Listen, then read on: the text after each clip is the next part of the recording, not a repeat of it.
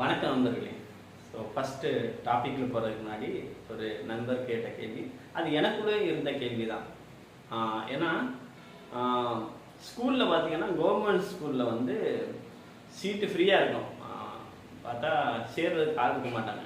ஆனால் government colleges போங்க, first fill ஆகுறது கவர்மெண்ட் காலேஜஸ் தான் இருக்கணும். ஏன்னா வந்து எல்லாத்தோடையும் அதிக கட் ஆஃப் மார்க் எடுத்தவங்க தான் கவர்மெண்ட் காலேஜுக்கு போக முடியும். ஏன்னா வந்து அங்கே தான் சீட் ஃபில் ஆகும். நீங்கள் பார்த்தீங்கன்னா கவர்மெண்ட் காலேஜ், இன்ஜினியரிங் காலேஜெலாம் படிக்கிறவங்களுக்கு 100% பிளேஸ்மெண்ட் இருக்கும்.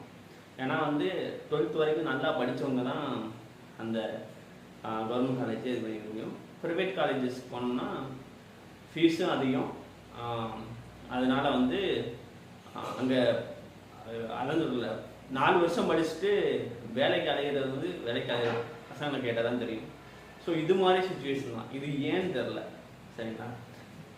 ஏன்னா இதுக்குள்ளே என்ன அரசியல் ஒளிஞ்சிருக்குன்னு தெரியலை.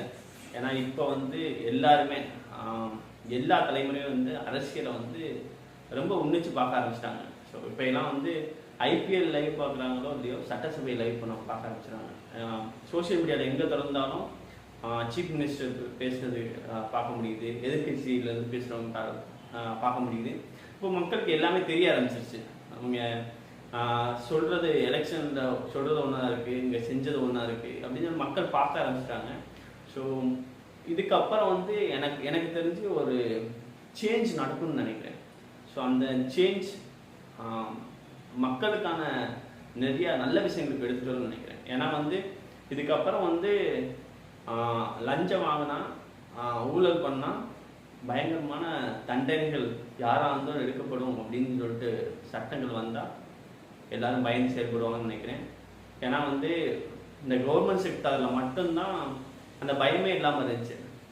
ஏன்னா வந்து நிறையா பேர் வந்து ஓப்பனாகவே சொல்லிட்டுருப்பாங்க, சம்பளத்தை விட பின்பலம் தான் நிறையா இருக்கும் அப்படின்னு சொல்லிட்டு. ஸோ இந்த விஷயங்கள்லாம் முறியடிச்சிட்டாலே போதும், ஒரு ஒரு தலைமுறை மாற்றத்தை நம்ம பார்த்துடலாம்.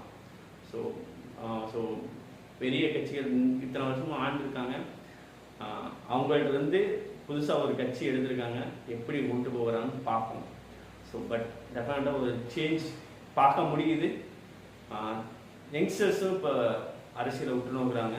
ஸோ பார்க்கலாம், சரிங்களா? ஸோ இது வந்து இந்த கவர்மெண்ட் காலேஜ் எப்படி இருக்கோ அதே மாதிரி இந்த கவர்மெண்ட் ஸ்கூல்லையும் எடுத்துகிட்டு வந்துட்டா அது மிகப்பெரிய மாற்றமாக இருக்கட்டும். கவர்மெண்ட் ஸ்கூலில் சீட்டு கிடைக்கிறது கஷ்டம் அப்படிங்கிற சொல்கிற காலங்கள் வந்துச்சுன்னா அதுதான் மிகப்பெரிய. ஏன்னா வந்து கவர்மெண்ட் ஸ்கூலில் படிச்சுட்டா இப்போயே வந்து நிறைய ஆப்பர்ச்சுனிட்டிஸ், கவர்மெண்ட் ஜாப்